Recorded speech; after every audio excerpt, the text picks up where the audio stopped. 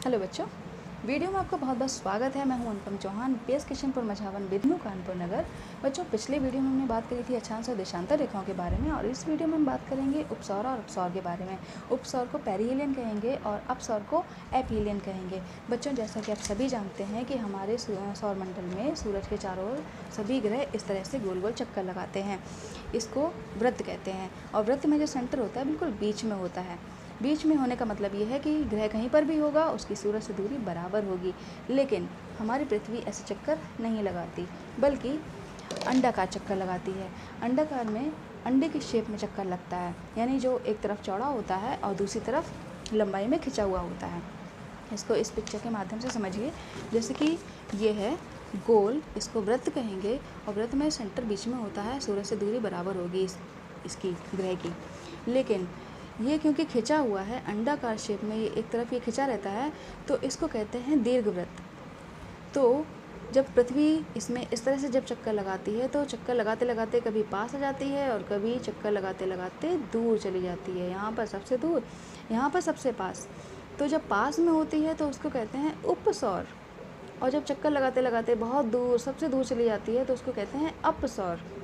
अंतर समझ गए आप? उपसौर में जो दूरी होती है वो होती है 14.7 करोड़ किलोमीटर, और अपसौर में जो दूरी होती है वो बढ़ के हो जाती है 15.2 करोड़ किलोमीटर। उपसौर होता है 3 जनवरी को और अपसौर होता है 4 जुलाई को। यानी कि जब पृथ्वी सूरज का चक्कर लगाती है, तो चक्कर लगाते लगाते जब सूरज के सबसे पास होती है तो उसको उपसौर कहते हैं, और जब चक्कर लगाते लगाते पृथ्वी सबसे दूर चली जाती है तो उसको कहते हैं अपसौर। इतना याद हो गया आपको?